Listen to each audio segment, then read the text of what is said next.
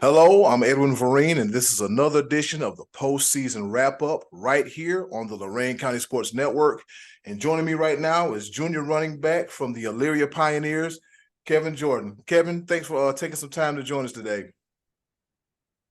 You're welcome. Yes, sir. Yes, sir. You had a pretty big season. You finished the season with 1,129 yards, 158 carries, and 7.1 yards per carry in 7 games. Was there a reason that you didn't play all 10 games this year? Yeah, the second and third game I was out of concussion, and then the Vereen game, I sprained my AC joint in my shoulder, so I couldn't play. Okay. All right, 'cause I'm looking, I'm like, man, he probably would have had more than that in only 7 games. Oh yeah, oh Yep. yeah. Yep. So let's go back to the beginning of the season when you were just practicing in 7-on-7s and everything. What were your personal goals coming into the season? Actually, it was a while back in February. I put in my notes like what I wanted to accomplish for as the season went by, and it was 1,000 rushing yards and just to be all SWC. Right, those are some pretty goals, some pretty good, starter goals to start with. You take care of each goal, one at a time, because sometimes some people they like to try to take care of all of their goals once, but sometimes that doesn't happen, as they would like it to. What was it like being coached by Coach Brian Fox, coming into like a new system and learning everything? And tell me about that. It was pretty new, once you get so used to a certain thing, it's kind of hard to, come out of that shell and try to learn new things. But Coach Fox, he's a pretty nice guy, and he teaches stuff to where you can learn it fast. So I pretty much picked up his offensive scheme pretty quickly.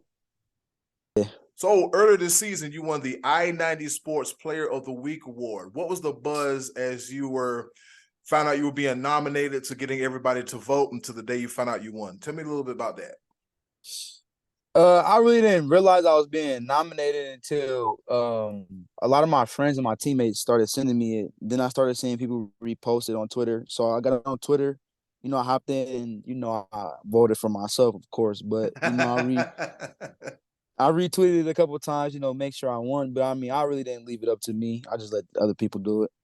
Right now, congratulations on winning that award too. Thank you. What led to you being nominated as the I-90 Sports Player of the Week? You had a record-setting game against the Amherst Comets where you had 30 carries for 334 yards and 5 touchdowns, and that's his school record as of right now, right? Yes, sir. All right. So with that being said, that's a lot of yards to run for. What was going through your mind during that whole night? Like, were you in a groove? Were the linemen open up the holes for you? Did you just have like your vision where you just saw everything? Just tell me a bit about that. At the start of the game, the first drive, I didn't have a single carry, Mm. and we got close to the red zone, and somebody fumbled. So we get to the sideline. I'm just thinking to myself, like, as soon as I touch the ball, I'm gonna score. Like, I have to start the game off to get my teammates hype.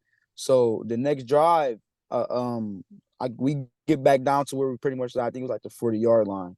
I got the ball straight through the hole. Like, nobody touched me. And I got my first touchdown. And I go to the sideline.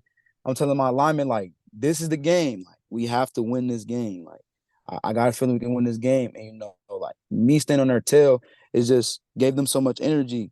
But the funny thing about that is I didn't know I was gonna beat the record until like 6 minutes left in the fourth quarter. Oh wow. And my coach told me, he was like, you're close, but don't get too excited. Don't try to do, things out of the ordinary. Just take what you get.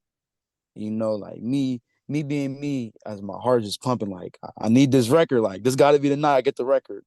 So, it was just pretty much me doing what I'm doing and my offensive line just helping me, all my teammates supporting me. I can imagine that, when somebody tells you, hey, you're close to a record, eyes get big, heart about to fly out your chest. It's like, okay, Yeah. I'm just gonna do what I was doing. I'm just gonna run the ball. I'm just gonna run the ball, not think about the record, but the record is in the back of your head, Yeah. like, hey, it's close. It is close. Right. It is Gotta close to get it. run. Yeah, man. Once again, man, congratulations on getting that record, man. That's a big feat. Thank you.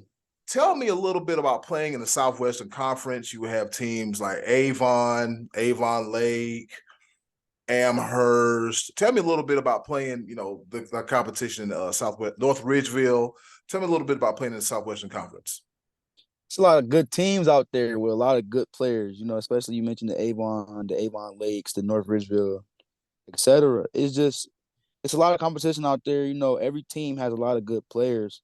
So, the mindset's always to win, but you have to know like how your opponents are across the field. So, you gotta do a lot of studying, especially in Northeast Ohio in the division I'm in. And the people we play is just you gotta study your opponents or you're not gonna very, very much do well. So I mean it's a hard schedule, but the opponents are very respectable. Like after every game when I do well, they give me my props.